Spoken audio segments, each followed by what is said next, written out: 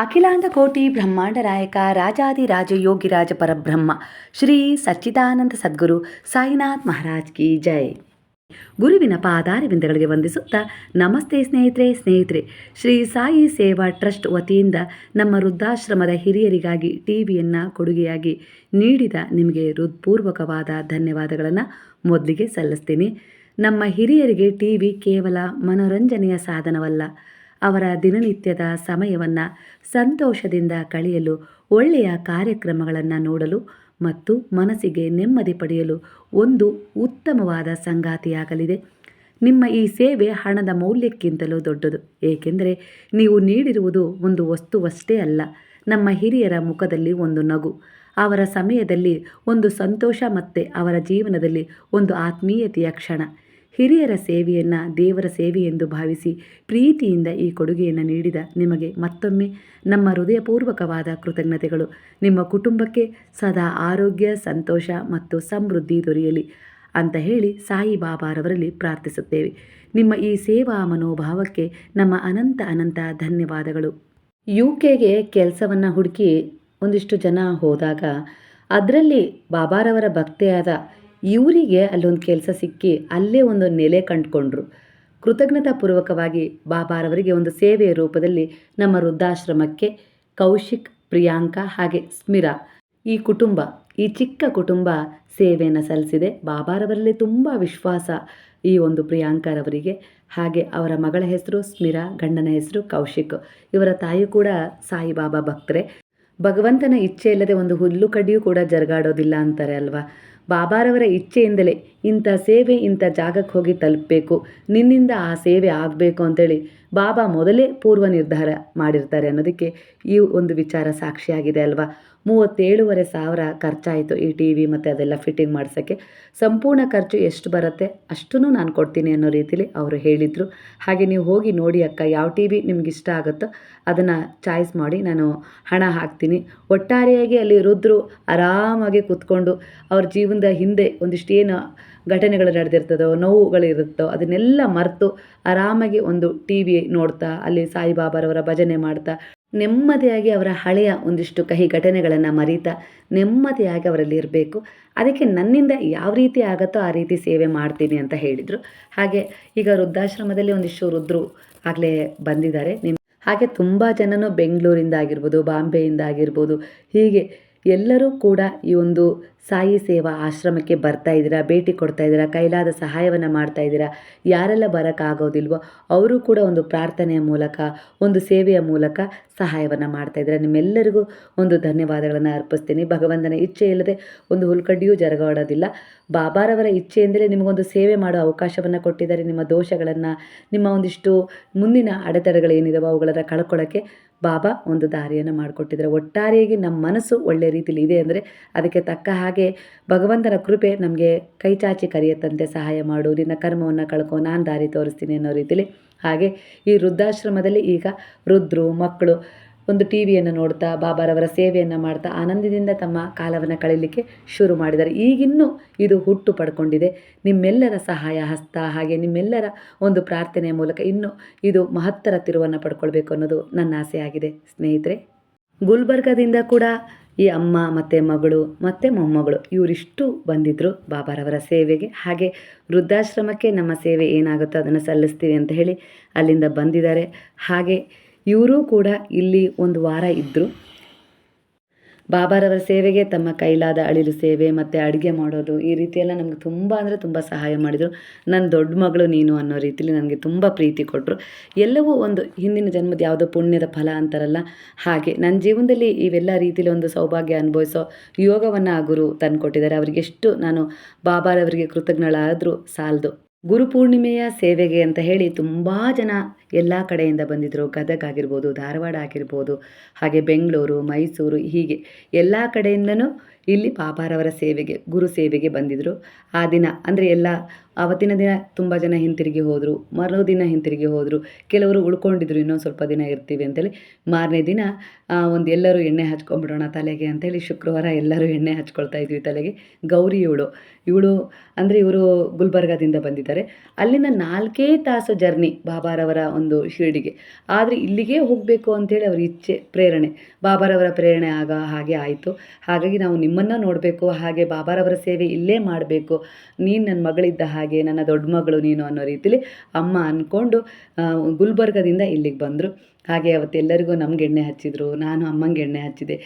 ಏನೋ ಒಂದು ರೀತಿಲಿ ಸಂತೋಷ ಯಾವ ಕ್ಷಣದಲ್ಲಾದರೂ ಯಾವ ರೂಪದಲ್ಲಾದರೂ ಬರುತ್ತೆ ಅಂತಾರಲ್ಲ, ಆ ರೀತಿ ಒಂದು ಆನಂದ ಇದೆಲ್ಲ ನನ್ನ ಜೀವನದಲ್ಲಿ ನಾನು ಅಂದ್ಕೊಂಡೇ ಇರಲಿಲ್ಲ. ನಾನು ಹೇಳ್ತೀನಲ್ಲ, ಜೀವನ ಹೀಗೇ ಇರುತ್ತೆ ಅಂತ ಹೇಳಿ ಅಂದ್ಕೋಬಾರ್ದು. ಕಷ್ಟ ಇದೆ, ನಾಳೆ ಖಂಡಿತ ಅದಕ್ಕೊಂದು ಸುಖ ಸಿಗತ್ತೆ. ಅಂತ್ಯ ಕಷ್ಟನೇ ಆಗಿರೋದಿಲ್ಲ. ಅದನ್ನು ಸಹನೆಯಿಂದ ನಾವು ಸಹಿಸ್ಕೊಂಡು ಧೈರ್ಯವಾಗಿ ಅದನ್ನು ಎದುರಿಸಿದರೆ ಆ ಪರಿಸ್ಥಿತಿಗಳನ್ನು, ಅದು ಬದಲಾವಣೆ ಆಗತ್ತೆ ಅನ್ನೋದಕ್ಕೆ ನನ್ನ ಜೀವನವೂ ಕೂಡ ಕಾರಣ ಆಗಿದೆ. ನೀವೇ ನೋಡ್ತಾ ಇದ್ದೀರಲ್ವ ನನ್ನ ಜೀವನ. ನಾನು ಮೊದಲಿಗೆ ಈ ಜರ್ನಿಯನ್ನು ಶುರು ಮಾಡಿದೆ ಬಾಬಾ ಒಂದು ಸಂದೇಶ ಹಾಕುವ ಮೂಲಕ. ಆಗ ನಾನು ಎಲ್ಲ ರೀತಿಯ ಒಂದು ಕಷ್ಟಗಳನ್ನು ಹೇಳ್ಕೊಂಡೆ. ನಾನು 0 ಆಗಿದ್ದೆ, ಅಂದರೆ ಒಂದು ಶೂನ್ಯದಿಂದ ಸಂಖ್ಯೆಯತ್ತ ನನ್ನ ಬೆಳವಣಿಗೆಯನ್ನು ಗುರುವು ಕೊಡ್ತಾ ಇದ್ದಾರೆ. ಅಂದರೆ ನಾನು ಹೇಳ್ತೀನಲ್ಲ, ಹಾರ ಮುನಿದರು ಗುರು ಮುನಿಯ, ಗುರುವಿನ ಪಾದಗಳನ್ನು ನಾವು ಹಿಡಿದ್ರೆ ನಮ್ಮ ಜೀವನಕ್ಕೆ ಒಂದು ಅದ್ಭುತವಾದ ತಿರುವು ಸಿಗತ್ತೆ, ನೆಲೆ ಸಿಗತ್ತೆ. ಹಾಗೆ ನಾವೇನು ಮಾಡಬೇಕು, ನಾವು ಯಾವ ರೀತಿ ನಮ್ಮ ದೋಷಗಳನ್ನು ಕಳ್ಕೊಳ್ಬೇಕು, ಯಾವ ರೀತಿ ಇಲ್ಲ ಏನಾದರೂ ಒಂದು ಸಾರ್ಥಕತೆಯನ್ನು ಪಡೆಯೋ ರೀತಿಯಲ್ಲಿ ಜೀವನವನ್ನು ಸಾಗಿಸ್ಬೇಕು ಅನ್ನೋ ರೀತಿಲಿ ನಮಗೊಂದು ಗುರು ದಾರಿ ಮಾಡಿಕೊಡ್ತಾರೆ. ಒಟ್ಟಾರೆಯಾಗಿ ಒಂದು ಅರ್ಥಪೂರ್ಣ ಇಲ್ಲದೇ ರೀತಿಯಲ್ಲಿ ಜೀವನ ಹೋಗೋದಕ್ಕಿಂತ ಒಂದು ಅರ್ಥಪೂರ್ಣವಾಗಿ ಜೀವಿಸು ಅನ್ನೋದನ್ನು ನಮ್ಗೆ ಕಲಿಸ್ಕೊಡ್ತಾರೆ ಗುರುವಿನ ಮಹಿಮೆ ಮಹತ್ವವಾದದ್ದು. ಹಾಗೆ ಈ ದಿನ ನಾವೆಲ್ಲರೂ ಸೇರಿ ಎಣ್ಣೆ ಹಚ್ಕೊಂಡ್ವಿ, ತಲೆ ಬಾಚ್ಕೊಂಡ್ವಿ, ನಂತರ ಅಡುಗೆಗೆ ಬಂದ್ವಿ. ಮಧ್ಯಾಹ್ನ ಆಗಿತ್ತು, ಬೆಳಗ್ಗೆ ತಿಂಡಿ ಏನೋ ಅವಲಕ್ಕಿ ಮಾಡ್ಕೊಂಡಿದ್ವಿ. ಹಾಗಾಗಿ ಮಧ್ಯಾಹ್ನದ ಅಡುಗೆಗೆ ಎಲ್ಲ ಬೇಗ ಬೇಗ ತಯಾರಿ ಮಾಡ್ತಾಯಿದ್ವಿ. ನಮ್ಮ ನಾದಿನಿ ಕೂಡ ಹೊನ್ನಾವರದಿಂದ ಬಂದಿದ್ದರು. ಅವ್ರ ಕಡೆ ಬೂದುಗುಂಬಳಕಾಯಿ ಒಂದು ನಾನು ಸಾಸಿವೆ ಮಾಡ್ತೀನಿ ಅನ್ನೋ ರೀತಿಲಿ ಅವರು ಅದಕ್ಕೆ ಎಲ್ಲ ತಯಾರಿ ಮಾಡ್ಕೊಳ್ತಾಯಿದ್ರು. ಬೂದುಗುಂಬಳಕಾಯಿನ ಅಮ್ಮ ಹೆಚ್ಚಿಕೊಟ್ರು. ಹಾಗೆ ಆಂಟಿ ಕೊಬ್ಬರಿ ತುರಿದು ಕೊಡ್ತಾಯಿದ್ರು. ಸಂಗೀತ ಬೀನ್ಸು ಈರುಳ್ಳಿ ಎಲ್ಲ ಹೆಚ್ಚಿರ್ತಾ ಇದ್ಲು ಮಧ್ಯಾಹ್ನ ಅಡುಗೆಗೆ. ನಮ್ಮ ನಾದಿನಿಯವರು ಎಲ್ಲ ಈ ರೀತಿ ಒಂದು ಬೂದುಗುಂಬಳಕಾಯಿನ ಕೊಯ್ದು ನಾನು ಇವತ್ತು ಅದ್ರದ್ದು ಹಸಿ ಮಾಡ್ತೀನಿ ಅನ್ನೋ ರೀತಿಲಿ ಅದೆಲ್ಲ ಅವ್ರ ಕಡೆದೊಂದು ಏನೋ ಒಂದು ರೆಸಿಪಿ ಮಾಡ್ತೀನಿ ಅಂತ ಹೇಳಿ ಮಾಡೋಕ್ಕೆ ಶುರು ಮಾಡಿದರು. ಎಲ್ಲರೂ ಒಂದಲ್ಲ ಒಂದು ರೀತಿಲಿ ಇದಕ್ಕೆ ಸೇರಬೇಕು ಅನ್ನೋದು ಭಗವಂತನ ಇಚ್ಛೆ ಹೆಂಗಿರುತ್ತೆ ನೋಡಿ ಅಲ್ವಾ. ಹೀಗೆ ಅಡುಗೆ ಮಾಡ್ತಾ ಇದ್ವಿ. ಹಾಗೆ ಒಬ್ಬರು ಫೋನ್ ಮಾಡಿದರು, ನಾವು ನಿಮ್ಮ ಆಶ್ರಮಕ್ಕೆ ಬರ್ತಾ ಇದ್ದೀವಿ ಈಗ ಅಂತ ಹೇಳಿ. ಅವರು ಬೆಂಗಳೂರು ಮತ್ತು ಮೈಸೂರು, ಶಿವಮೊಗ್ಗ, ಇಲ್ಲಿ 3 ಅಕ್ಕ ತಂಗಿಯರು ಸೇರಿ ನಾವು ಎಲ್ಲ ಹೋಗಬೇಕು ಅಂತ ಇದ್ವಿ. ಆದರೆ ಇಲ್ಲಿಗೆ ಹೋಗಬೇಕು ಅಂತೇಳಿ ನಮಗೆ ಪ್ರೇರಣೆ ಆಗಿದೆ. ಹಾಗಾಗಿ ನಾವು ಅಲ್ಲಿಗೆ ಬರ್ತೀವಿ ಅನ್ನೋ ರೀತಿಲಿ ಅವರು ಕೊಲ್ಲೂರು ಎಲ್ಲ ಮುಗಿಸ್ಕೊಂಡ್ರು. ಅಲ್ಲಿ ಊಟ ಮಾಡೋರು. ಅದೇನೋ ನೋಡಿರಿ, ಭಗವಂತನ ಇಚ್ಛೆ ಎಲ್ಲಿರುತ್ತೋ ಅಲ್ಲೇ ಆಗೋದು. ಬಾಬಾ ಅವರು ತುಂಬ ಭಕ್ತರವರು, ಬಾಬಾರವರನ್ನು ತುಂಬ ನಂಬ್ತಾರೆ. ಹಾಗೆ ಅವ್ರು ಕರೆಕ್ಟು ನಾವು ಇಲ್ಲಿಗೆ ಬರ್ತೀವಿ ಅಂದರು. ಅಲ್ಲಿಗೆ ನಮ್ಮದು ಅಡುಗೆನೂ ಆಗ್ತಾಯಿತ್ತು ಅವತ್ತು. ಎಲ್ಲರೂ, ನನ್ನ ಮಕ್ಕಳಿಗೆ ರಜಾ ಇರೋದ್ರಿಂದ ಈಗ ಅವ್ರಿಗೆ ಎಕ್ಸಾಮ್ ಮುಗಿದು ರಜಾ ಬಂದಿದೆ. ಹಾಗಾಗಿ ಎಲ್ಲರೂ ಈ ಸೇವೆಗೆ ಪಾಲ್ಗೊಳ್ತಾ ಇದ್ದಾರೆ. ನನಗೆ ಎಷ್ಟು ಒಂದು ರೀತಿ ಖುಷಿ ಆಗ್ತಾಯಿದೆ ಅಂದರೆ ಅದು ಹೇಳೋಕ್ಕೆ ಆಗ್ತಾಯಿಲ್ಲ. ಏನೋ ಒಂದು ರೀತಿಯಲ್ಲಿ ಸಂಭ್ರಮ. ಭಗವಂತನ ಜೊತೆ ನಮ್ಮ ಸಂಪರ್ಕ ಇದ್ದರೆ ನಾವು ದಿನವೂ ಕೂಡ ಸಂತೋಷವಾಗೇ ಕಳಿಬೋದು. ಅಲ್ಲಿ ದುಃಖ ಅನ್ನೋದಿರೋದಿಲ್ಲ. ದುಃಖ ಅನ್ನೋದು ಬಂದರೂ ಕೂಡ ನಿಲ್ಲೋದಿಲ್ಲ. ಅದಕ್ಕೊಂದು ಪರಿಹಾರ ಆಗಿ ಅದು ಮುಂದೆ ಹೋಗ್ತಾ ಇರುತ್ತೆ. ಅಷ್ಟೊಂದು ಆತ್ಮವಿಶ್ವಾಸ ನಮಗೆ ನಾವು ಕೊಡ್ತಾ ಇರ್ತೀವಿ. ಯಾಕಂದರೆ ನಮ್ಮೊಳಗೆ ಗುರು ಇರ್ತಾರೆ. ಗುರು ನಮ್ಮೊಳಗೆ ಇದ್ದಾರೆ ಅಂದರೆ ಅರಿವಿದ್ದ ಹಾಗೆ. ಅರಿವೇ ನಮ್ಮ ಜೀವನದಲ್ಲಿ ನಾವೊಂದು ಬದಲಾವಣೆ ಮಾಡ್ಕೊಳ್ಳೋಕ್ಕೆ, ಧೈರ್ಯವಾಗಿ ಪರಿಸ್ಥಿತಿಗಳನ್ನು, ಮುಂದೆ ಬರುವ ಒಂದಿಷ್ಟು ಸಂಗತಿ ಏನಿರುತ್ತೋ ಅದನ್ನೆಲ್ಲ ಸಂಭಾಳಿಸುವಷ್ಟು ಧೈರ್ಯವನ್ನು ಕೊಟ್ಟೇ ಕೊಡ್ತಾರೆ. ಹೀಗೆ ಒಬ್ರಿಗೊಬ್ಬರು ಅಲ್ಲಿ ಇವತ್ತು ಎಲ್ಲರೂ ಸೇರಿ ಅಡಿಗೆ ಮತ್ತು ಒಂದಿಷ್ಟು ಯಾರ್ಯಾರೋ ನೋಡಿ, ಅವರೆಲ್ಲೋ ನಾವೆಲ್ಲೋ, ಗುಲ್ಬರ್ಗ ಎಲ್ಲಿ ನಾವಿಲ್ಲಿ, ಅವ್ರು ಯಾರು ಅಂತ ಹೇಳಿ ನಂಗೆ ಗೊತ್ತಿಲ್ಲ. ವಿಡಿಯೋ ನೋಡೋದ್ರ ಮೂಲಕ ಪರಿಚಯ ಆದರು. ನನ್ನ ಮಗಳು ಅಂತೇಳಿ ನಂಗೆ ಸ್ಥಾನ ಕೊಟ್ಟರು. ಅಲ್ಲಿಂದ ಇಲ್ಲಿಗೆ ಬಂದರು. ಹೇಗೆಲ್ಲ ಒಂದು ಬಾಬಾರವರ ಒಂದು ಯೋಜನೆ ಇರುತ್ತಲ್ವ. ಅಂದರೆ ಒಳ್ಳೆಯದಕ್ಕೆ ಒಳ್ಳೆಯದನ್ನೇ ಸೇರಿಸ್ತಾ ಹೋಗ್ತಾರೆ. ಅದೇ ನಮ್ಮ ಮನಸ್ಸು ಎಲ್ಲಾದರೂ ಒಂದು ನಿರ್ಲಕ್ಷ್ಯದಿಂದ ಆಗಿರ್ಬೋದು, ಇಲ್ಲ ಜೀವನದಲ್ಲಿ ಸೋತಾಗಿರ್ಬೋದು, ಇಲ್ಲ ಯಾವುದಾದ್ರೂ ರೀತಿಯಲ್ಲಿ ಒಂದು ತಪ್ಪು ನಿರ್ಧಾರವನ್ನು ತಗೊಂಡಾಗ ಏನಾಗುತ್ತೆ ಅಂದರೆ ತಪ್ಪಾದ ವ್ಯಕ್ತಿಗಳೇ ನಮಗೆ ಕನೆಕ್ಟ್ ಆಗ್ತಾರೆ. ಇಲ್ಲಿ ಯಾವ ರೀತಿ ಅಂದರೆ ಇಲ್ಲಿ ಒಳ್ಳೆಯದು ಇದೆ, ಕೆಟ್ಟದೇ ಇದೆ. ನಾವು ಒಳ್ಳೆಯದನ್ನು ಆರಿಸಿದರೆ ಒಳ್ಳೆಯದೇ ಕನೆಕ್ಟ್ ಆಗ್ತಾ ಹೋಗುತ್ತೆ. ಸ್ವಲ್ಪ ಏರಿಳಿತ ಆಗ್ಬೋದು, ಅಲ್ಲೊಂದು ಪಾಠ, ಒಂದು ಬದಲಾವಣೆ, ಒಂದು ತಿರುವಿನೊಂದಿಗೆ ನಾವು ಸಾಕ್ತೀವಿ. ಹಾಗೆ ಕೆಟ್ಟದಕ್ಕೆ ಕನೆಕ್ಟ್ ಆದರೆ ಅದೇ ರೀತಿ ಒಂದಿಷ್ಟು ವಿಚಾರಗಳು ನಮ್ಮ ಜೀವನದಲ್ಲಿ ನಡೀತವೆ. ನಾವು ದುರ್ಬಲತೆಗೆ ಜರುಗ್ತಾ ಹೋಗ್ತೀವಿ. ಅದ್ರ ಜೊತೆಗೆ ನಾವು ಸರಿಯಾದ ನಿರ್ಧಾರಗಳನ್ನು ತಗೊಳಕ್ಕಾಗೋದೇ ಇಲ್ಲ. ಹಾಗಾಗಿ ಎಷ್ಟಾಗುತ್ತೋ ಅಷ್ಟು ಗುರುವಿನ ಸೇವೆ ಮಾಡಿ, ಎಷ್ಟಾಗುತ್ತೋ ಅಷ್ಟು ಒಳ್ಳೆಯ ಕೆಲಸಗಳ ಗಮನ ಕೊಟ್ಟರೆ ಆ ಕಡೆ ಅದು ನಮ್ಮ ಕೈ ಹಿಡಿಯುತ್ತೆ. ಕಷ್ಟ ಕಾಲದಲ್ಲಿ ನಮ್ಮ ಪ್ರಾರಬ್ಧ ಕರ್ಮಗಳನ್ನು ಕಳ್ಕೊಳ್ಳೋಕ್ಕೆ ಸಹಾಯ ಮಾಡೋದ್ರ ಜೊತೆಗೆ ಇವತ್ತಿನ ಒಂದು ದಿನವನ್ನು ಹೇಗೆ ಇಟ್ಕೊಳ್ಬೇಕು ಅನ್ನೋದು ನಮಗೆ ಗಮನಕ್ಕೆ ಬರುತ್ತೆ. ಅಂದರೆ ಇವತ್ತಿನ ಕರ್ಮ ಹೇಗಿರಬೇಕು ಅನ್ನೋದ್ರ ಕಡೆ ನಾವು ಗಮನ ಕೊಡ್ತೀವಿ. ಆವಾಗ ಏನಾಗುತ್ತೆ, ನಾಳೆ ದಿನ ತಾನಾಗೇ ಸುಂದರಗೊಳ್ಳುತ್ತೆ ಅನ್ನೋ ರೀತಿಯಲ್ಲಿ. ಹಾಗಾಗಿ ನಾವು ಹಿಂದಿನದ್ದು ಏನು ನಡೆದಿದೆಯಲ್ಲ ಘಟನೆಗಳು, ಅದೆಲ್ಲ ಮರ್ತು ಬಿಡ್ಬೇಕು. ನನ್ನ ಜೀವನದಲ್ಲಿ ಸಾಕಷ್ಟು ನಡೆದಿದ್ದಾವೆ. ಸಾಕಷ್ಟು ಅವಮಾನ, ನಿಂದನೆ, ಹಿಂಸೆ, ಸಾಲ, ಸಮಸ್ಯೆ, ದುಃಖ ಎಲ್ಲವನ್ನ ಎದುರಿಸಿದೆ. ಆ ಸಮಯದಲ್ಲಿ ನಾನು ತೆಗೆದುಕೊಂಡ ಒಂದೇ ಒಂದು ನಿರ್ಧಾರ, ನಾನು ಜನರ ಮೇಲೆ ಭರವಸೆ ಇಡಲಿಲ್ಲ. ಭರವಸೆ ಇಟ್ಟಿದ್ದು ಗುರುವಿನ ಮೇಲೆ. ನೀನೇ ನನಗೆಲ್ಲ, ಯಾರಿಂದ ಸಹಾಯ ಸಿಗಬೇಕು, ಯಾರು ನನ್ನ ಜೀವನದಲ್ಲಿ ಇರಬೇಕು, ಯಾರು ನನ್ನ ಜೀವನದಿಂದ ದೂರ ಆಗಬೇಕು, ನನ್ನ ಜೀವನದಲ್ಲಿ ನಾನು ಏನು ಮಾಡಬೇಕು ಯಾವುದು ನನಗೆ ಗೊತ್ತಿಲ್ಲ. ಆದರೆ ನೀವು ಏನು ತೋರಿಸ್ತೀರೋ ಆ ದಾರಿಯಲ್ಲಿ ನಾನು ಸಾಕ್ತೀನಿ ಅಷ್ಟೇ. ನನಗೆ ಆಸೆ ಇದೆ, ಸಾಕಷ್ಟು ಆಸೆಗಳಿದ್ದಾವೆ ಬಾಬಾ. ಈ ದುಃಖದಲ್ಲಿದ್ದೀನಿ, ಸಮಸ್ಯೆಯಲ್ಲಿದ್ದೀನಿ, ಇವೆಲ್ಲದರಿಂದ ಹೊರಗೆ ಬರಬೇಕು ಅನ್ನೋ ಆಸೆ ಇದೆ. ಆದರೆ ನಿಮ್ಮ ಆಸೆ ಏನಿದೆಯೋ ಅದೇ ನನ್ನ ಜೀವನ ಆಗಿರಲಿ ಅನ್ನೋ ರೀತಿಲಿ ನಾನು ಅವರಿಗೆ ಸರೆಂಡರ್ ಆದೆ. ಅದಕ್ಕೆ ಪ್ರತಿಫಲ ಇವತ್ತಿನ ಈ ವೃದ್ಧಾಶ್ರಮ, ಈ ಒಂದು ಸಂಭ್ರಮ. ನನಗೆ ಸಂಭ್ರಮನೇ. ಸಂಭ್ರಮ ಅಂದ ತಕ್ಷಣ ನಾವೇನೋ ಒಂದು ವಸ್ತುವನ್ನು ಕೊಂಡ್ಕೊಳ್ಳೋದು, ಇಲ್ಲ ನಮ್ಮದೊಂದು ಸ್ವಂತ ಮನೆ ಕೊಂಡ್ಕೊಳ್ಳೋದು, ಇಲ್ಲ ಆಸ್ತಿ ಮಾಡೋದು, ಇದಷ್ಟೇ ಸಂಭ್ರಮ ಕೊಡೋದಿಲ್ಲ. ಒಂದು ಎಲ್ಲರ ಜೊತೆ ಬೆರೆತು ಆರೋಗ್ಯದಿಂದ ಏನೋ ಒಂದು ಸಮಾಜಕ್ಕೆ ಪ್ರೇರಣೆಯಾಗಿ ನಿಲ್ಲೋದು, ನಮ್ಮ ಜೀವನವನ್ನು ಅರ್ಥಪೂರ್ಣವಾಗಿ ನಾವು ತಗೊಂಡು ಹೋಗೋದು, ಇದೂ ಕೂಡ ಒಂದು ಸಮೃದ್ಧಿನೇ ಆಗಿರುತ್ತೆ, ಒಂದು ಸಂಭ್ರಮನೇ ಆಗಿರುತ್ತೆ. ಅಂತಹ ಒಂದು ಯಾವ ರೀತಿ ಅಂದರೆ ಮರೆಯೋಕ್ಕಾಗೋದಿಲ್ಲ. ಯಾವಾಗಲೂ ನಿರಂತರವಾಗಿ ನನ್ನ ಮನಸ್ಸಲ್ಲಿ, ನನ್ನ ಮನದಲ್ಲಿ ಒಂದು ಸಂತೋಷನೇ ಇರಬೇಕು. ಆ ರೀತಿ ಒಂದು ಜೀವನವನ್ನು ಕೊಟ್ಟಿದ್ದಾರೆ. ಒಬ್ಬರು ಸೇವೆ ಮಾಡೋದಾಗಿರ್ಬೋದು, ಅದರಲ್ಲಿ ಅವರು ಒಂದಿಷ್ಟು ಕಷ್ಟಗಳು ಹೇಳ್ಕೊಳ್ತಾ ಇದ್ದಾರೆ, ಯಾಕೆ ಹೀಗಾಯಿತು ಈ ರೀತಿ ಎಲ್ಲ ಒಂದಿಷ್ಟು ರುದ್ರು ಬಂದಿದ್ದು, ಅವ್ರ ಜೀವನದಲ್ಲಿ ನಡೆದ ಘಟನೆಗಳನ್ನು ಹೇಳೋದು, ಅಲ್ಲಿಂದ ಏನೋ ಒಂದು ರೀತಿಯಲ್ಲಿ ನನಗೊಂದಿಷ್ಟು ಪಾಠ ಕಲಿಯೋದು, ನಾನೊಂದಿಷ್ಟು ಪರಿವರ್ತನೆ ತಗೊಳ್ಳೋದು, ಅವರಿಗೆ ಏನಾದರೂ ಬಾಬಾ ಏನು ಹೇಳ್ತಾರೋ ನನ್ನ ಮನಸ್ಸಲ್ಲಿ ಇಂಥದ್ದು ಹೇಳೋರಿಗೆ ಪರಿಹಾರ ಅಂದರೆ ಅದನ್ನು ಹೇಳೋದು, ಈ ರೀತಿ ಒಂದು ಕೆಲಸ ಕೊಟ್ಟಿದ್ದಾರಲ್ಲ, ನನಗೆ ಎಷ್ಟು ಜನ್ಮದಲ್ಲಿ ಅವರಿಗೆ ಕೃತಜ್ಞತೆ ಸಲ್ಲಿಸ್ತಾ ಸಾಗಿದ್ರು ಅದು ಮುಗಿಯಲ್ಲ ಅನ್ನೋ ರೀತಿಯಲ್ಲಿ ಅಂದ್ಕೊಳ್ತೀನಿ. ಹಾಗಾಗಿ ಜೀವನದಲ್ಲಿ ನಾವು ಹೆದರಬಾರ್ದು. ಅಂದರೆ ಭಾಗ್ಯದಲ್ಲಿ ಏನಿದೆಯೋ ಅದು ನಮಗೆ ಸಿಗುತ್ತೆ, ಅದ್ರ ನಂಬಿಕೆ ಇರಬೇಕು, ತಾಳ್ಮೆನೂ ಇರಬೇಕು.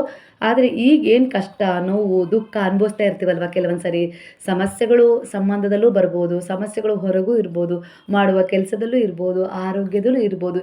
ಹೀಗೆ ನಾನಾ ರೀತಿಯ ಸಮಸ್ಯೆಗಳನ್ನು ನಾವು ಎದುರಿಸ್ತಾ ಇದ್ದೀವಿ ಅಂದರೆ ಅದು ಭಗವಂತನ ಕೊಡುಗೆ ಆಗಿರೋದಿಲ್ಲ, ಅದು ನಮ್ಮದೇ ಆದ ಒಂದು ಕರ್ಮದ ಕೊಡುಗೆ ಆಗಿರುತ್ತೆ. ಹಾಗಾಗಿ ಇಲ್ಲಿ ಭಗವಂತನನ್ನು ನಿಂದಿಸಿ ಪ್ರಶ್ನೆ ಮಾಡಿ ಅವರನ್ನು ನಾವು ನೋಯಿಸೋದಕ್ಕಿಂತ ಈ ತಪ್ಪಿಗೆ ಇವತ್ತೇನು ನಡೀತಾ ಇದೆಯಲ್ಲ ನಮ್ಮ ಜೀವನದಲ್ಲಿ ಅದಕ್ಕೆಲ್ಲ ಕಾರಣ ನಾವೇ ಅನ್ನೋದನ್ನು ಅರ್ಥ ಮಾಡಿಕೊಂಡು ಅವರಲ್ಲಿ ನಾವು ಸರೆಂಡರ್ ಆಗಬೇಕು.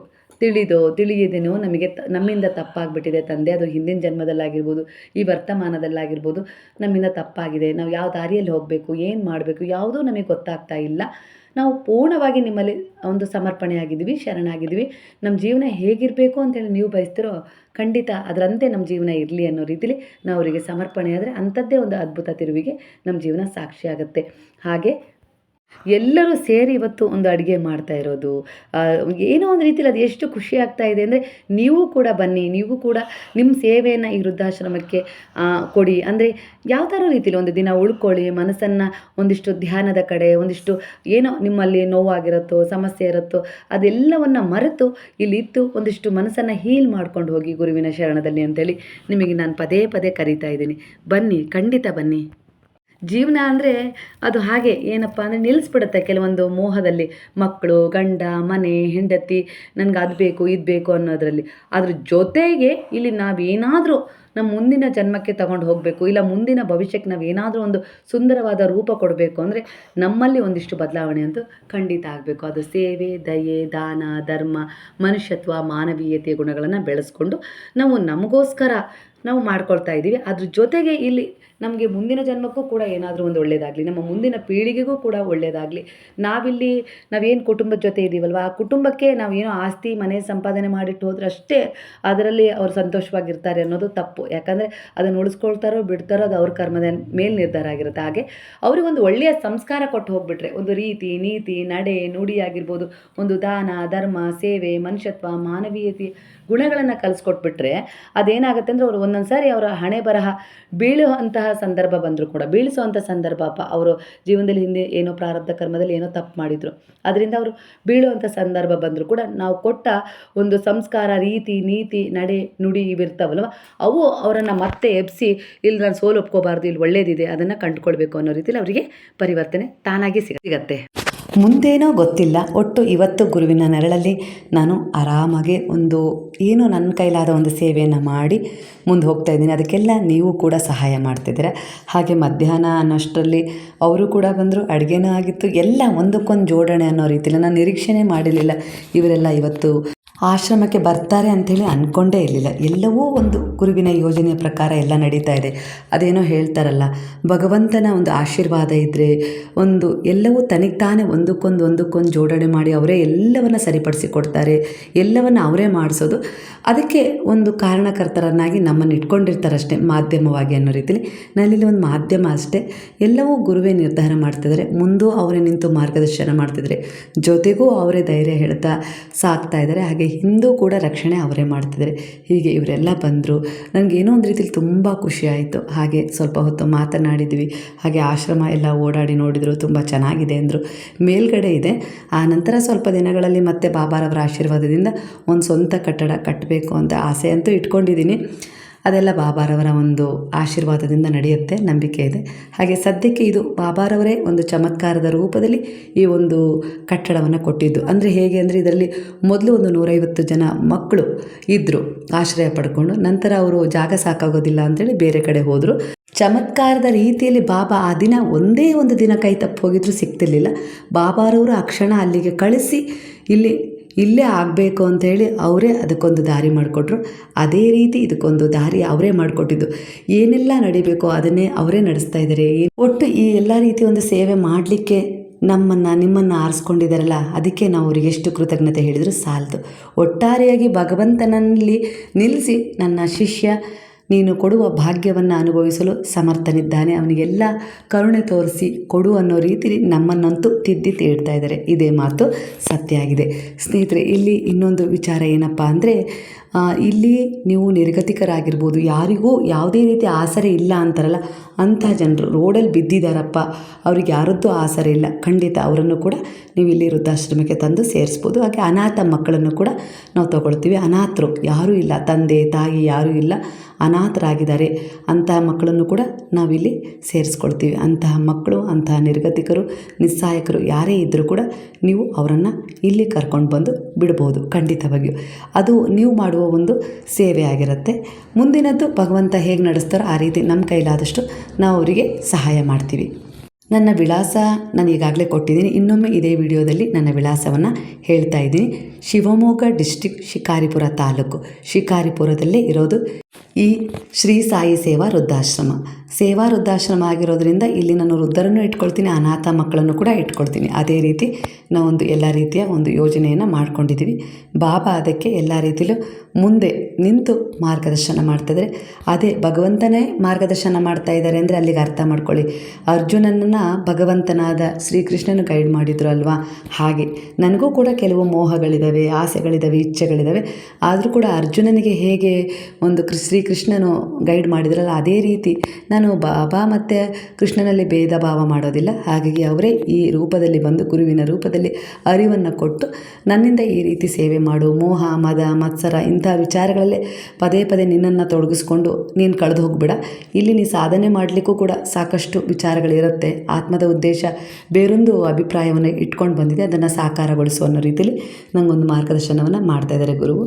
ಹಾಗಾಗಿ ಇದು ಸಾಧ್ಯ ಆಗ್ತಾ ಇರೋದು. ಹಾಗೆ ಅಲ್ಲಿಂದ ಮಂದಿರ ನೋಡಬೇಕು ಅಂತ ಹೇಳಿದರು. ಅವರ ಅಮ್ಮನೂ ಕೂಡ ಜೊತೆಗೆ ಬಂದಿದ್ದರು. 95 ವರ್ಷ ವಯಸ್ಸಾಗಿದೆ ಅವರ ಅಮ್ಮಗೆ. ಆದರೂ ಕೂಡ ಅಮ್ಮನ್ನು ಕರ್ಕೊಂಡು ಇವರೆಲ್ಲ ತೀರ್ಥಯಾತ್ರೆ ಮಾಡಿಸ್ಲಿಕ್ಕೆ ಕರ್ಕೊಂಡು ಹೋಗಿದ್ರು. ಅಲ್ಲಿಂದ ಇಲ್ಲಿಗೆ ಬಂದಿದ್ದರು. ಹಾಗಾಗಿ ಮತ್ತೆ ಬಾಬಾರವರ ಮಂದಿರಕ್ಕೆ ಬಂದು ಬಾಬಾರವರ ದರ್ಶನ ಮಾಡಿದ್ವಿ. ಹಾಗೆ ಪ್ರಾರ್ಥನೆ ಮಾಡುವಾಗ ಬಾಬಾರವರು ಅವರಿಗೊಂದು ಹೂವಿನ ಪ್ರಸಾದವನ್ನು ಕೂಡ ಕೊಟ್ಟರು. ಅದು ಅವರ ಫೋನಲ್ಲಿ ಸೇವ್ ಆಗಿರಬೇಕು, ಅದನ್ನು ಹಾಕ್ಸ್ಕೊಂಡ್ರೆ ಸಿಗುತ್ತೆ. ಹಾಗೆ ಅಮ್ಮವರು ಕೂಡ ಬಂದರು, ಅವರ ಆಶೀರ್ವಾದ ಕೂಡ ನಮ್ಮ ಮೇಲೆ ಮಾಡಿದರು. ಹಾಗೆ ಏನೋ ಒಂದು ರೀತಿಯಲ್ಲಿ ಅವರಿಗೆ ಇಲ್ಲಿ ಬಂದ ಮೇಲೆ ತುಂಬ ಸಮಾಧಾನ, ಬಾಬಾರವರ ಸನ್ನಿಧಾನದಲ್ಲಿ ತುಂಬ ಸಮಾಧಾನ ಸಿಕ್ತು. ತುಂಬ ಸಂತೋಷವಾಗಿ ಅವರು ಇಲ್ಲಿಂದ ಹಿಂತಿರುಗಿದರು. ನನಗೂ ತುಂಬ ಖುಷಿಯಾಯಿತು. ಹಾಗೆ ಎಲ್ಲ ಇಲ್ಲಿ ಎಲ್ಲಿಂದಲೂ ಬಾಬಾರವರು ಇಲ್ಲಿ ಕರೆಸ್ಕೊಳ್ತಾ ಇದ್ದಾರೆ, ಅವರ ದರ್ಶನ ಕೊಡ್ತಾ ಇದ್ದಾರೆ ಅಂದರೆ ಸುಮ್ಮನೆ ಅಲ್ಲ. ಎಲ್ಲೋ ಹುಟ್ಟಿ, ಎಲ್ಲೋ ಬೆಳೆದು, ಎಲ್ಲೋ ಒಂದು ಬರೋದು, ಭಗವಂತನ ಆಶೀರ್ವಾದ ಪಡ್ಕೊಳ್ಳೋದು ಅಂದರೆ ಎಲ್ಲವೂ ಮೊದಲೇ ಪೂರ್ವ ನಿರ್ಧಾರಿತ ಆಗಿರುತ್ತೆ. ಪುಣ್ಯ ಅದಕ್ಕೆ ಸಹಾಯ ಮಾಡುತ್ತೆ. ಅಂದರೆ ಸೇವೆ, ದಾನ, ಧರ್ಮ, ಮನುಷ್ಯತ್ವ, ಮಾನವೀಯತೆ ಗುಣಗಳಿಂದ ನಾವು ವರ್ತಿಸ್ತೀವಲ್ವ, ಅಂಥ ಒಳ್ಳೆಯ ಉದ್ದೇಶದ ಕರ್ಮಗಳು ನಮ್ಮ ಭಾಗ್ಯದಲ್ಲಿರುವ ಒಂದಿಷ್ಟು ಪುಣ್ಯವನ್ನು ನಮಗೆ ಜೊತೆಗೂಡಿಸಿ ಪುಣ್ಯ ವೃದ್ಧಿ ಮಾಡ್ಕೊಳ್ತೀವಿ. ಹಾಗೆ ಪ್ರಾರಬ್ಧ ಕರ್ಮವನ್ನು ಕಳ್ಕೊಳ್ತೀವಿ. ಹಾಗೆ ಮುಂದಿನ ಒಂದು ಭವಿಷ್ಯವನ್ನು ಉತ್ತಮಗೊಳಿಸ್ಕೊಳ್ಳೋಕ್ಕೆ ಸಹಾಯ ಮಾಡ್ತಾರೆ. ಮತ್ತೊಮ್ಮೆ ನನ್ನ ಫೋನ್ ನಂಬರನ್ನು ಹೇಳ್ತೀನಿ, 9148608506. ಈ ನಂಬರ್ಗೆ ಸಂಪರ್ಕ ಮಾಡ್ಬೋದು. ಯಾರೇ ಅನಾಥ ಮಕ್ಕಳಾಗಲಿ, ಹಾಗೆ ಯಾರೇ ವೃದ್ಧರಾಗಲಿ, ನಿಸ್ಸಹಾಯಕರಾಗಿರಬೇಕು, ಅವ್ರಿಗೆ ಯಾರೂ ಕೂಡ ಇಲ್ಲ ಈ ಜಗತ್ತಲ್ಲಿ ಅಂದರೆ ಖಂಡಿತ ಬಾಬಾರವರು ಅವರ ಆಶ್ರಯದಲ್ಲಿ ತಗೊಂಡು ಒಟ್ಟಾರೆಗೆ ನಮ್ಮನ್ನು ಅವರ ಮಕ್ಕಳನ್ನಾಗಿ ಮಾಡಿ ಅವರ ಸೇವೆ ಮಾಡಲಿಕ್ಕೆ ಅವಕಾಶ ಕೊಡ್ತಾಯಿದ್ರೆ, ನಾವು ನೀವು ಎಲ್ಲರೂ ಈ ಸೇವೆಯಲ್ಲಿ ಪಾಲ್ಗೊಂಡು ಎಲ್ಲೋ ಒಂದು ರೀತಿಯಲ್ಲಿ ನಮ್ಮ ಜೀವನದಲ್ಲಿರುವ ಒತ್ತಡ, ಕಷ್ಟ, ಸಮಸ್ಯೆ ಇವುಗಳನ್ನು ಕಡಿಮೆ ಮಾಡ್ಕೊಳ್ಳೋಕೆ ಇದೊಂದು ದಾರಿಯಾಗಿದೆ. ಕೇವಲ ನಾವು ಭೌತಿಕ ಜಗತ್ತಲ್ಲಿ ನಮ್ಮದೇ ಅನ್ನೋ ರೀತಿಯಲ್ಲಿ ಮುಳುಗಿ ಹೋಗಬಾರ್ದು. ಅದನ್ನು ಬಿಟ್ಟು ಹೊರಗೆ ಬಂದಾಗ ಏನಾಗುತ್ತೆ ಅಂದರೆ ಅದು ನಮ್ಮ ಪುಣ್ಯದ ವೃದ್ಧಿಗೆ ದಾರಿ ಆಗೋದ್ರ ಜೊತೆಗೆ ಇಲ್ಲಿ ಒಂದಿಷ್ಟು ನಮ್ಮ ಭೌತಿಕ ಜೀವನದಲ್ಲಿ ನಾವು ಯಾವೆಲ್ಲ ರೀತಿಯ ಒಂದು ಎನರ್ಜಿಗೆ, ಕರ್ಮಗಳಿಗೆ ಕನೆಕ್ಟ್ ಆಗಿರ್ತೀವೋ, ಸಂಬಂಧಗಳಿಗೆ ಕನೆಕ್ಟ್ ಆಗಿರ್ತೀವೋ, ಅದರಿಂದ ಒಂದಿಷ್ಟು ಏನು ನೋವು, ದುಃಖ, ಸಮಸ್ಯೆಗಳನ್ನು ಎದುರಿಸ್ತಿರ್ತೀವಲ್ವ, ಅವುಗಳಿಂದ ಹೀಲ್ ಆಗಲಿಕ್ಕೆ ದಾರಿ ಅಂದರೆ ಇದೇ ಆಗಿದೆ. ಅಂದರೆ ಎಲ್ಲೆಲ್ಲೋ ಹೋಗಿ ಹುಡುಕಬೇಡಿ, ಹಣ ಕೊಟ್ಟು ಸಮಸ್ಯೆಗಳಿಗೆ ಪರಿಹಾರ ಹುಡುಕೋದು ಬೇಡ. ನಿಮ್ಮನ್ನು ಒಂದು ಸೇವೆಯಲ್ಲಿ ಒಂದು ಒಳ್ಳೆಯ ಸಂಸ್ಕಾರ, ರೀತಿ, ನೀತಿ, ಸತ್ಸಂಗ, ಈ ರೀತಿ ಸತ್ಕಾರ್ಯಗಳಲ್ಲಿ ತೊಡಗಿಸ್ಕೊಳ್ಳಿ. ಅದು ನಿಮ್ಮನ್ನು ಹೀಲ್ ಮಾಡುತ್ತೆ. ಇದು ನನ್ನ ಅಭಿಪ್ರಾಯ. ಯಾಕಂದರೆ ನನ್ನ ಜೀವನದಲ್ಲಿ ನಾನು ಯಾವೆಲ್ಲ ರೀತಿಯ ಸಮಸ್ಯೆಗಳನ್ನ ಎದುರಿಸಿದ್ದೀನಿ, ಅದರಿಂದ ಹೊರಗೆ ಬಂದಿದ್ದೀನಿ. ಅದು ನಿಮಗೆ ತಿಳಿದಿರೋ ವಿಚಾರನೇ. ಬಾಬಾರವರ ಆಶೀರ್ವಾದದಿಂದ ಇವತ್ತು ನನ್ನ ಜೀವನದಲ್ಲಿ ಈ ಎಲ್ಲ ಒಂದು ಒಳ್ಳೆಯ ದಿನಗಳನ್ನು ನೋಡಲಿಕ್ಕೆ ಅವಕಾಶ ಸಿಕ್ಕಿದೆ. ಖಂಡಿತ ನಿಮಗೂ ಕೂಡ ಬಾಬಾರವರ ಅನುಗ್ರಹ ಆಶೀರ್ವಾದದಿಂದ ಆದಷ್ಟು ಬೇಗನೆ ನಿಮ್ಮ ಜೀವನದಲ್ಲಿರುವ ಅನೇಕ ರೀತಿಯ ಸಮಸ್ಯೆಗಳಿಂದ ಹೊರಗೆ ಬರೋಕ್ಕೆ ದಾರಿ ಸಿಗುತ್ತೆ. ಹಾಗೆ ಉತ್ತಮವಾದ ಜೀವನಕ್ಕೆ ಅವಕಾಶವನ್ನು ಕೊಟ್ಟೇ ಕೊಡ್ತಾರೆ ಬಾಬಾ. ಯಾಕಂದರೆ ಅವರ 11 ವಚನಗಳಲ್ಲಿ ಒಂದು ವಚನ ಅದೇ ಆಗಿದೆ, ಎಂಥದ್ದೇ ಪಾಪ ಮಾಡಿರು ನನ್ನ ಶರಣದಲ್ಲಿ ಪಶ್ಚಾತ್ತಾಪ ಪಟ್ಟು ಬಂದರೆ ಖಂಡಿತವಾಗಿಯೂ ನಿನಗೆ ಮತ್ತೊಂದು ಅವಕಾಶವನ್ನು ಕೊಡ್ತೀನಿ, ನಿನ್ನ ಭಾರವನ್ನು ನಾನು ಭರಿಸ್ತೀನಿ ಅಂತ ಹೇಳಿದ್ದಾರೆ ಅಲ್ವಾ. ಹಾಗಾಗಿ ಅದೇ ಮಾತು ಸತ್ಯವಾಗುತ್ತೆ. ಅವರ ಶರಣದಲ್ಲಿ ನಾವೆಲ್ಲರೂ ಶರಣಾಗೋಣ, ಸರೆಂಡರ್ ಆಗೋಣ. ನಮ್ಮನ್ನು, ನಮ್ಮ ಕಷ್ಟಗಳನ್ನು, ದುಃಖಗಳನ್ನು, ಸಂತೋಷವನ್ನು ಎಲ್ಲವನ್ನು ಅವರ ಪಾದಗಳಲ್ಲಿ ಇಟ್ಟು ಸರೆಂಡರ್ ಆದರೆ ನಮಗೇನು ಉಳಿಬೇಕು, ನಮ್ಮ ಜೀವನದಲ್ಲಿ ನಮ್ಮಿಂದ ಏನು ಕಳಿಬೇಕು ಎಲ್ಲವನ್ನು ಅವರೇ ನಮ್ಗೆ ಮಾಡಿಕೊಡ್ತಾರೆ. ಈ ರೀತಿ ನಾನು ವೃದ್ಧಾಶ್ರಮಕ್ಕೆ ಒಂದಿಷ್ಟು ಮಂಚಗಳನ್ನು ಅದೆಲ್ಲ ಮಾಡಿಸಿದ್ದೀನಿ. ಹಾಗೆ ಅವರು ಕೂಡ ವೃದ್ಧಾಶ್ರಮವನ್ನು ಸುತ್ತಿ ಎಲ್ಲ ಕಡೆ ನೋಡಿದರು, ತುಂಬ ಖುಷಿಯಾಯಿತು. ಹಾಗೆ ಹೊರಟರು. ವೃದ್ಧಾಶ್ರಮದ ಒಂದಿಷ್ಟು ವಿಡಿಯೋಗಳು ಮಾಡಿಟ್ಕೊಂಡಿದ್ದೆ, ಆದರೆ ಹಾಕೋಕ್ಕಾಗಿರಲಿಲ್ಲ. ಇವತ್ತು ಹಾಕಿದ್ದೀನಿ. ಸಮಸ್ಯೆಗಳು, ದುಃಖಗಳು ಇದ್ದೇ ಇರ್ತವೆ ನಮ್ಮ ಕರ್ಮಾನುಸಾರವಾಗಿ. ಅವುಗಳನ್ನು ಬಿಟ್ಬಿಡಿ, ಅವುಗಳ ಯೋಚನೆನ ಎಲ್ಲವನ್ನು ಗುರುವಿನ ಪಾದಗಳಲ್ಲಿ ಶರಣಾಗಿಸಿ ಸರೆಂಡರ್ ಆಗಿ. ಖಂಡಿತ ಅವರ ರಕ್ಷಣೆ ನಿಮಗೆ ಸಿಕ್ಕೇ ಸಿಗುತ್ತೆ. ಹಾಗೆ ನೀವು ವೃದ್ಧರನ್ನು, ಹಾಗೆ ನಿಸ್ಸಹಾಯಕರನ್ನು, ನಿರ್ಗತಿಕರನ್ನು ಮತ್ತು ಮಕ್ಕಳನ್ನು, ಅನಾಥ ಮಕ್ಕಳನ್ನು ತಂದು ಸೇರಿಸ್ಬೇಕು. ಯಾರಾದರೂ ಇದ್ದಾರೆ, ಇಲ್ಲ ಎಲ್ಲಾದರೂ ನೋಡಿದ್ದೀರ ಅವ್ರು ನೋಡಿದಾಗ ಅವ್ರಿಗೇನಾದರೂ ಒಂದು ಸಹಾಯ ಮಾಡಬೇಕು ಅಂತೇಳಿ ನಿಮಗೆ ಅನಿಸ್ತಾ ಇದೆ ಅಂದರೆ ಅಂಥವ್ರನ್ನ ಇಲ್ಲಿ ಕರೆದುಕೊಂಡು ಬಂದು ಬಿಡಿ ಅಂಥೇಳಿ ಮತ್ತೊಮ್ಮೆ ನಿಮ್ಮಲ್ಲಿ ವಿನಂತಿಯನ್ನು ಮಾಡಿಕೊಳ್ತಾ ಇವತ್ತಿನ ವಿಡಿಯೋ ಮುಗಿಸ್ತಾ ಇದ್ದೀನಿ. ವಿಡಿಯೋ ನೋಡಿದ ತಕ್ಷಣ ನಿಮಗೆ ಇಲ್ಲಿಗೆ ಬರಬೇಕು ಅನ್ನೋ ಕಾತುರ ಅಂತೂ ಇದ್ದೇ ಇರುತ್ತೆ. ಖಂಡಿತ ನಿಮ್ಮೆಲ್ಲರ ಸಹಕಾರದಿಂದಲೇ ಇವತ್ತು ಈ ಒಂದು ಆಶ್ರಮ ಬೆಳೀತಾ ಇರೋದು. ಅದು ಎಲ್ಲ ಬಾಬಾರವರ ಇಚ್ಛೆ, ನಮ್ಮ ಕೈಯಲ್ಲಿ ಏನೂ ಇಲ್ಲ. ಭಗವಂತನ ಇಚ್ಛೆ ಏನಿದೆಯೋ ಹಾಗೆ ನಾವು ನಡೀತಾ ಇದ್ದೀವಿ ಅಲ್ವಾ. ನಿಮ್ಮ ಒಂದು ಪ್ರಾರ್ಥನೆ, ಸಹಾಯ ಯಾವಾಗಲೂ ಈ ಆಶ್ರಮದ ಮೇಲೆ ಇರಲಿ ಅಂಥೇಳಿ ಮತ್ತೊಮ್ಮೆ ನಿಮ್ಮಲ್ಲಿ ವಿನಯಪೂರ್ವಕವಾದ ಪ್ರಾರ್ಥನೆಯನ್ನು ಮಾಡ್ತಾ ಇವತ್ತಿನ ವಿಡಿಯೋ ಮುಗಿಸ್ತಾ ಇದ್ದೀನಿ. ಹಾಗಾದರೆ ಕೃತಜ್ಞತಾಪೂರ್ವಕವಾಗಿ ಎಲ್ಲರೂ ಸೇರಿ ಬಾಬಾರವರಿಗೆ ಓಂ ಸಾಯಿರಾಮ್ ಅಂತ ಹೇಳುವ ಮೂಲಕ ಹರೇ ರಾಮ ರಾಮ ರಾಮ ಹರೇ ಹರೇ, ಹರೇ ಕೃಷ್ಣ ಕೃಷ್ಣ ಕೃಷ್ಣ ಹರೇ ಹರೇ, ಹರೇ ಸಾಯಿ ಸಾಯಿ ಸಾಯಿ ಹರೇ ಹರೇ, ಹರೇ ಬಾಬಾ ಬಾಬಾ ಬಾಬಾ ಹರೇ ಹರೇ, ಹರೇ ದತ್ತ ದತ್ತ ದತ್ತ ಹರೇ ಹರೇ.